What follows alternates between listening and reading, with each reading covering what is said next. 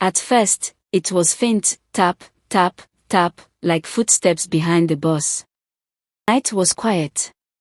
The moon was hiding behind thick clouds, and the road that ran from Oba Junction to Oka was almost empty. Only one bus moved on that lonely highway.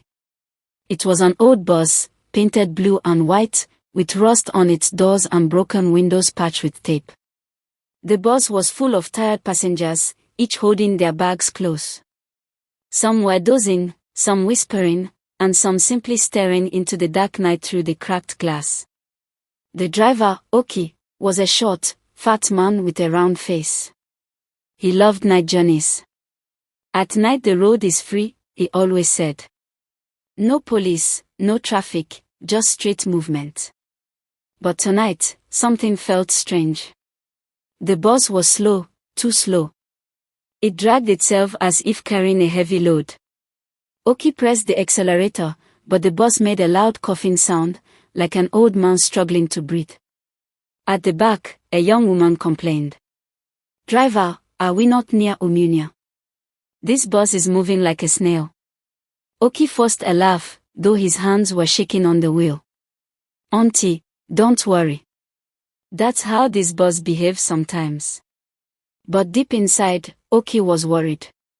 The speedometer was stuck at 0. The mirrors showed only darkness.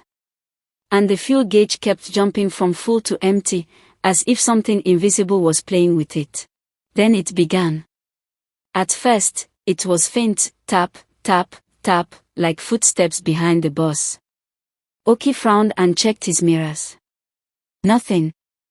Only the long black road. But the sound grew louder. Tap, tap, tap. It matched the speed of the bus, as though someone, or something, was running behind them. "Driver," shouted a young man near the door. "Something is following us." Oki's heart raced. He pressed harder on the accelerator. The engine roared, but the bus did not move faster. Passengers turned their heads to look out of the back window. Darkness. Just darkness. But the footsteps continued. Then a cold wind swept through the bus, even though the windows were closed. The passengers shivered. Some women started praying loudly.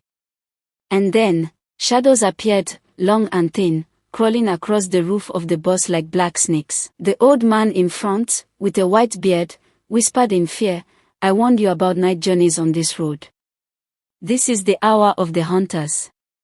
Everyone turned to him, but before they could ask questions, they saw it.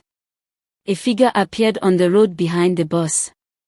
It was tall, faceless, and running with great speed. Its feet did not touch the ground, but the tap-tap-tap grew louder. Soon, more figures appeared, taller, darker, faceless creatures, their eyes glowing faintly like dying fire. The passengers screamed. Some tried to open the windows, but they would not budge. The bus moved on its own, steering away from the main road and into the forest. "Driver, stop the bus," they cried. "I can't," Oki shouted. "The steering is no longer in my hands." The bus was no longer a vehicle. It was a prisoner. Branches slapped against the windows as the bus rushed into the thick forest. Nobody was driving it now. The hunters surrounded it, running on both sides, whispering in strange voices that no human could understand. Inside the bus, passengers were crying, praying, and holding one another. Suddenly, the bus stopped. The brakes screeched so loudly that some passengers covered their ears. Silence. Then the headlights came on, but what they revealed made every heart freeze. The bus was standing at the edge of a deep cliff. One more step forward and it would fall into the endless pit below. The faceless figure stood around the bus, blocking every way out. The old man lifted his trembling hands and said, "This bus was never meant to carry people. It was meant to carry souls." Oki tried the door. It would not open.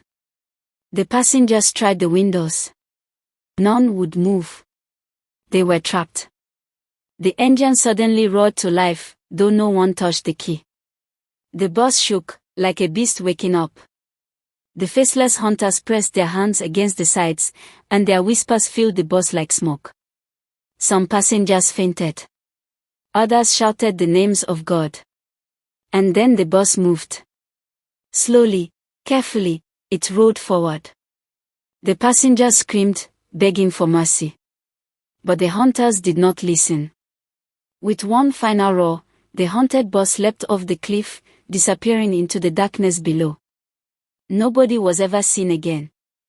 And to this day, drivers say that if you travel that road at midnight, you can still hear the sound of footsteps, tap, tap, tap, chasing after the haunted bus.